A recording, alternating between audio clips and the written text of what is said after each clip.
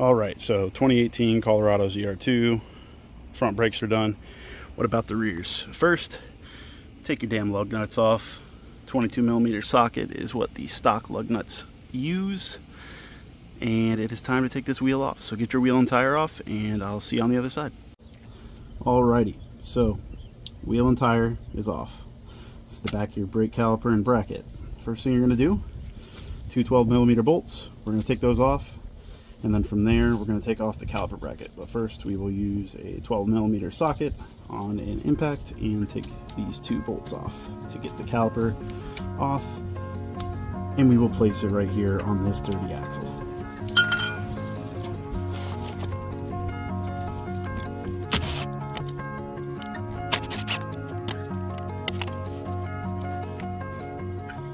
Alright, so caliper's off, and up here on the axle assembly, we're going to go ahead and remove these two 18mm bolts and then take the caliper bracket off.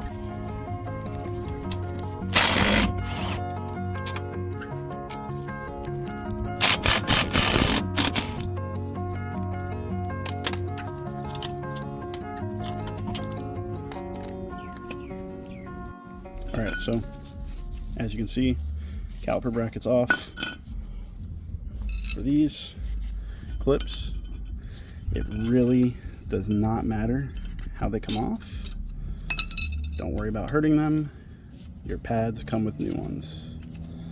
And if your pads did not come with new ones, they're probably extremely cheap pads, and I strongly recommend getting a set of pads that at least comes with some fresh hardware, because the last thing you want is a little tiny clip like this completely ruining your day and causing a caliper failure. So get those out, and then we're going to unwrap the new ones, and I'll show you how to get them in. Okay, so your clips, literally just line them up on the bracket. They take a little bit of manhandling sometimes, but you just press them straight on,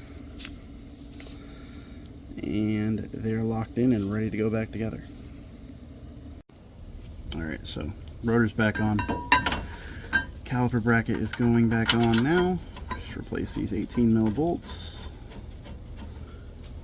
as they were before we took it apart.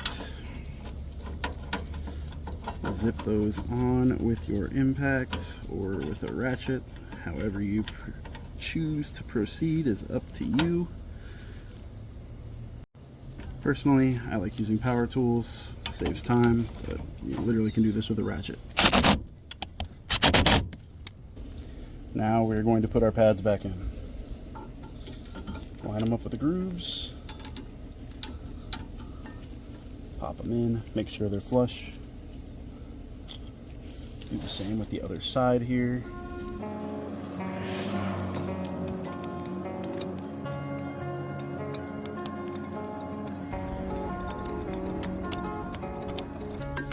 Make sure they're flush.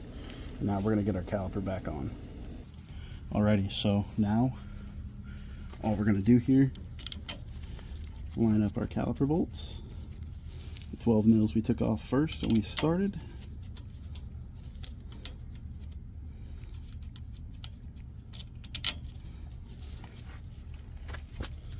Sometimes you've got to move your bracket a little bit because of how snug things fit with the new pads. Alright, so I realized after the fact that I didn't walk you guys through how to get this rotor off if it were a non-damaged, non-used rotor. All you're going to use is this T30. Going to pop it in there, loosen that all the way out. Obviously the caliper's on right now, so I know I suck, sorry.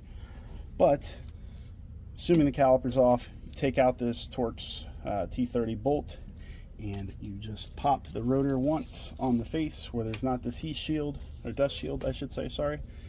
Smack it once, rotor should pop right off. Put your new rotor on, put your T30 back in, tighten it up. I always recommend on a brand new brake rotor, you should always spray down the face front and back with some brake clean, wipe it off, get some of that shelf coating off of there, and you'll be good to go.